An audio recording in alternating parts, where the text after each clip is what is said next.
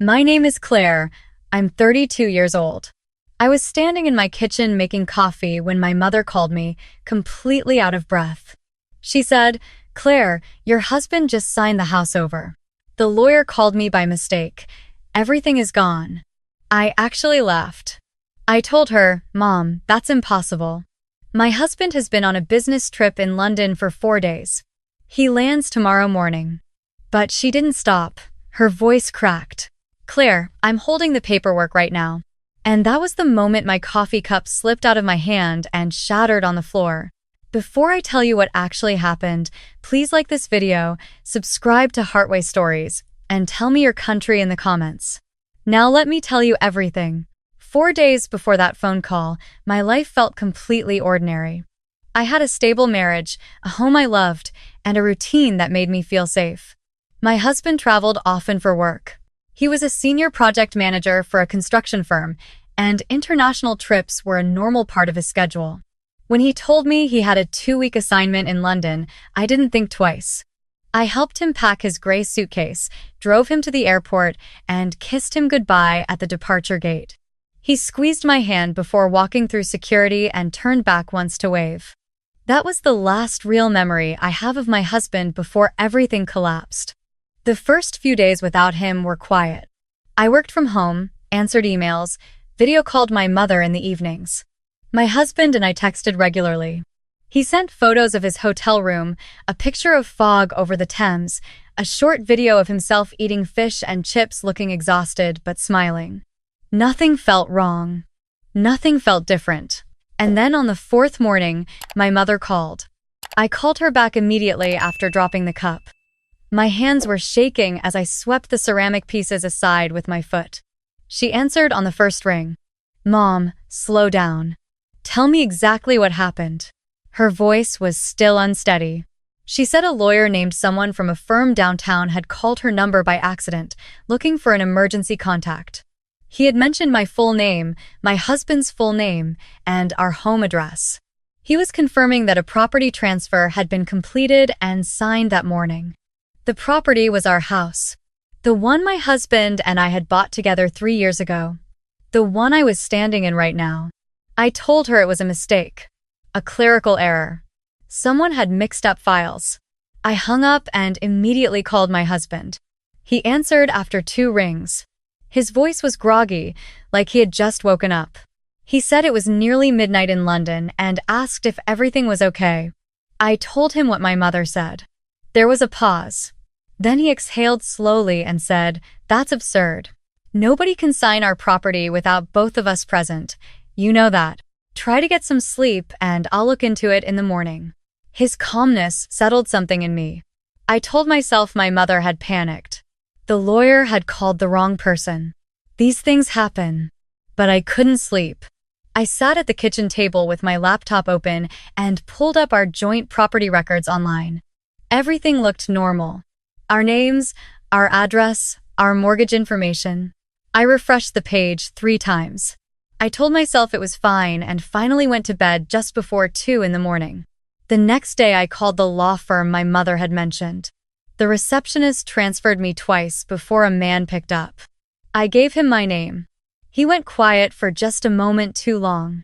Then he said, very carefully, that he wasn't able to discuss the details of a completed transaction with anyone other than the parties involved. I said, "I am one of the parties involved. This is my home." He said he understood my concern, but that both parties had already been verified and the transaction was finalized the previous morning. Both parties. I asked him what he meant by both parties. He said a husband and wife had appeared in person at the office. Together. I had to sit down. I pressed my back against the wall and slid slowly to the floor. My husband was in London. I had spoken to him 12 hours ago. He was asleep in a hotel room across the Atlantic Ocean. And yet, someone had walked into a law office with a woman claiming to be me and signed away our home. I called my husband again immediately. He answered, and I told him what the lawyer said. This time, the pause was longer. When he spoke again, his voice had changed slightly. He said, "Claire, this doesn't make any sense. Someone is committing fraud. We need to call the police." I agreed. But something about the way he said it bothered me. Not what he said, how he said it. It was too measured. Too calm for a man who had just been told a stranger used his identity to steal his home. I called the police that afternoon and filed a report. The officer I spoke to was polite but honest. He told me that without more evidence, this would be treated as a financial fraud case and could take weeks to investigate. He took my statement and gave me a case number. When I told my husband that evening, he said he would cut his trip short if I needed him to. I told him to stay and finish the project. I would handle it from home. That was my first mistake. Over the next several days, I began pulling on every thread I could find. I requested the original transaction documents from the law firm through a formal records request. It took 3 days, but they arrived in my email. I opened them slowly. The signatures on the documents looked like my husband's handwriting. Close enough that I had to stare for a long time before I noticed it. The loop on the letter G in his last name was slightly different. So small, I almost missed it. I printed every page and spread them across the dining room table. I compared them to old documents we had signed together. A mortgage refinancing from 2 years ago. A car loan. A joint bank account application. The differences were tiny, but they were there. Someone had practiced his signature carefully. Carefully enough to fool a notary. My husband continued calling every evening. He asked about the investigation. He said he had spoken to HR at his firm about the situation. He sounded concerned, supportive, the way he always sounded. And yet, every time we hung up, something sat uncomfortably in my chest, a feeling I couldn't name. One night, about 10 days into this, I was going through old emails looking for any documentation related to our property when I came across something strange. A forwarded message in a folder I rarely opened. It was a chain between my husband and his cousin, someone I had met twice at family events and never thought much about. The chain was from 8 months ago. My husband had asked his cousin to help him review some legal documents for a potential investment. The cousin had replied enthusiastically. The chain ended there. It would have meant nothing except for one detail. The cousin's name. Ryan. I sat with that name for a moment. Then I went to my husband's desk in the home office and opened the bottom drawer where he kept physical documents. Bank statements, insurance papers, old tax returns. Behind those, in a manila folder I had never seen before, I found a printed email. It was addressed to Ryan from a financial consulting company. The subject line said, Asset Transfer Framework Residential Property. The date was 11 months ago. My hands went cold. I took photos of every page and put everything back exactly where I found it. I did not call the police again yet. I did not call my husband. I called my mother and asked her to come stay with me. I told her I needed company. What I really needed was a witness. Over the following week, I did something I had never done before in my marriage. I started quietly documenting everything. I wrote down every phone call with my husband, the time, the duration, the things he said. I compared the photos he sent me from London with weather records from that city. The fog photo he sent on Tuesday matched. The Thursday photo of himself at dinner did not. The restaurant behind him in the image had a menu board visible in the background. The special written on it was a seasonal dish that restaurant had stopped serving 2 months earlier. I found that out in 20 minutes of searching online. He wasn't in London. Or if he was, that photo was taken somewhere else and sent to make me believe he was still there. I stopped sleeping well after that. I moved through my days carefully, acting normal when he called, asking about the weather in London, listening to him describe meetings that may or may not have happened. I smiled on video calls. I said I missed him. Inside, I was building a case one small piece at a time. My mother noticed. One afternoon while we were having lunch, she put her fork down and looked at me. She said, "You know something?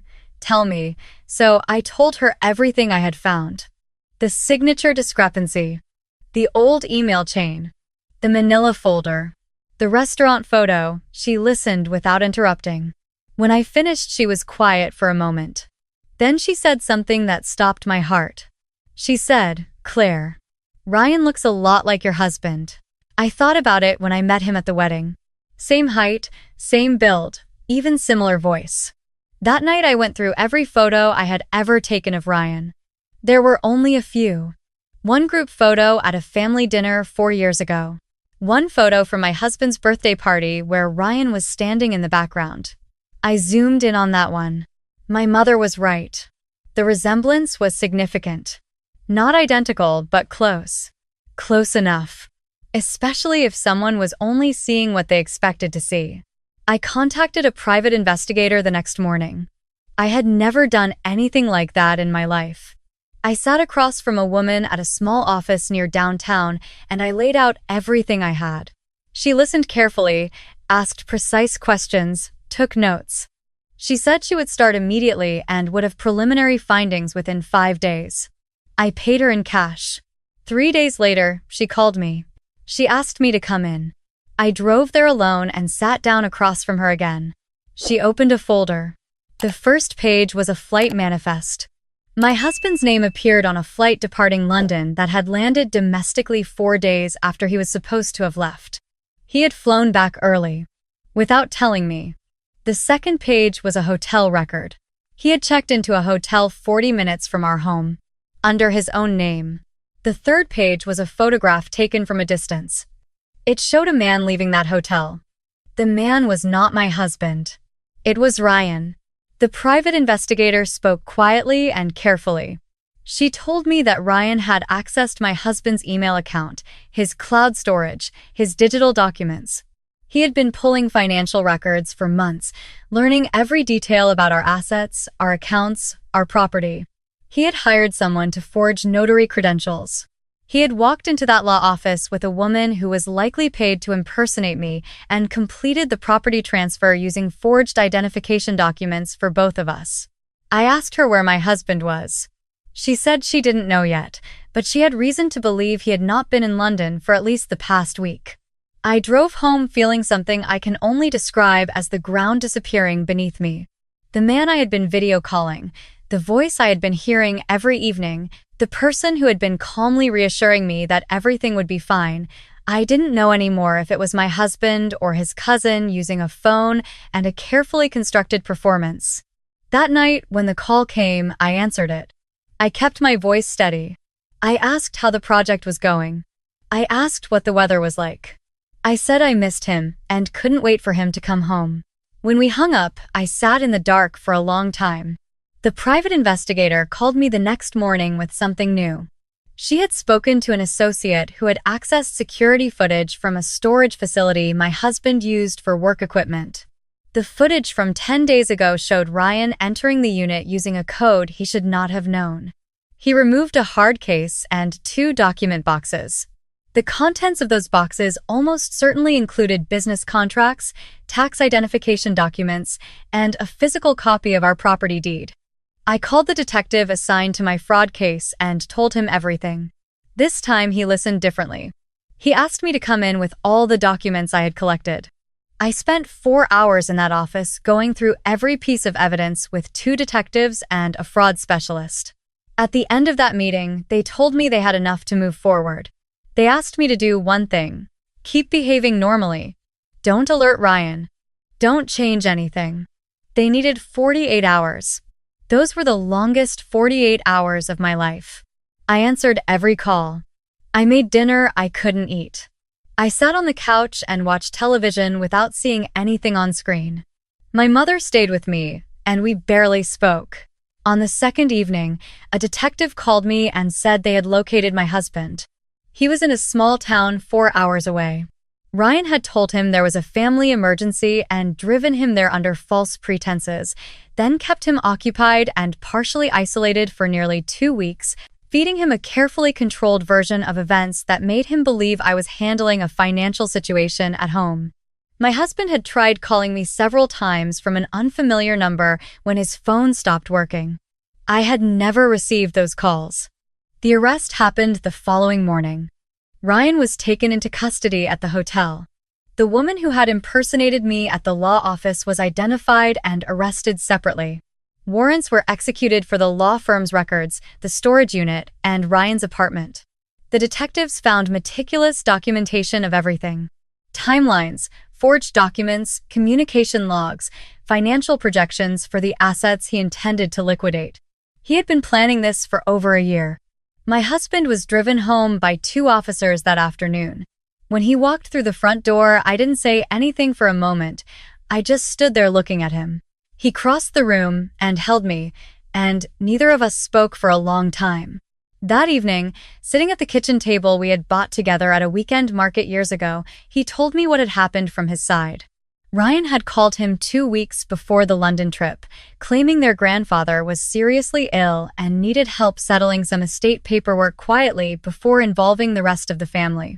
My husband, who had always been close to that side of his family, had driven out to meet Ryan without mentioning it to me because he didn't want to worry me over what he assumed was a family administrative matter. Ryan had kept him occupied, kept his phone malfunctioning through a technical trick involving the SIM card, and fed him just enough information to prevent him from becoming alarmed.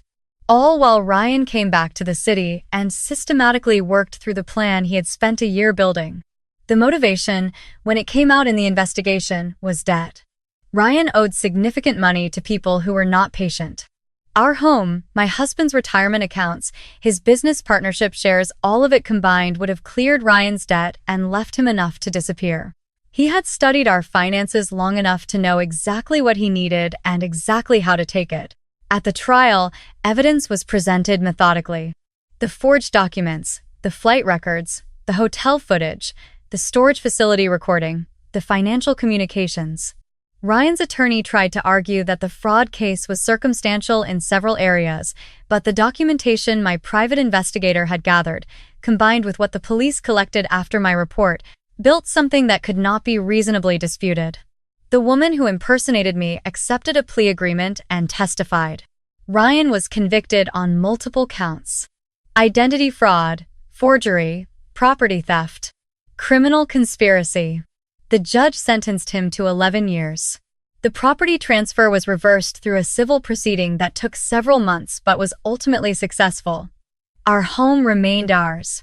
What I want to say to anyone watching this is something I wish someone had said to me when I was standing barefoot on my kitchen floor surrounded by broken ceramic.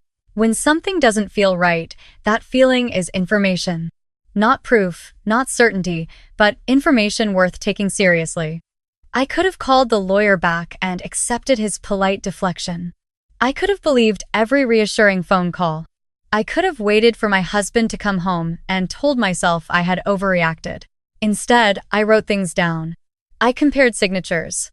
I checked a restaurant menu. I hired someone who knew how to find things I didn't know how to find. None of those actions were dramatic or extraordinary. They were just careful. And careful, in those weeks, was enough. My husband and I still live in that house. The kitchen has new tile now because I finally replaced the floor I had been meaning to replace for 2 years. Sometimes I stand at the counter making coffee in the morning and I think about the moment the cup fell, about how quickly something ordinary can crack open into something completely unrecognizable. And then I pour my coffee and I go sit next to my husband and we start the day. If this story stayed with you, please subscribe to Heartway Stories and leave a comment telling me where you're watching from. There are more stories coming, and I read every single one of your comments. Thank you for being here.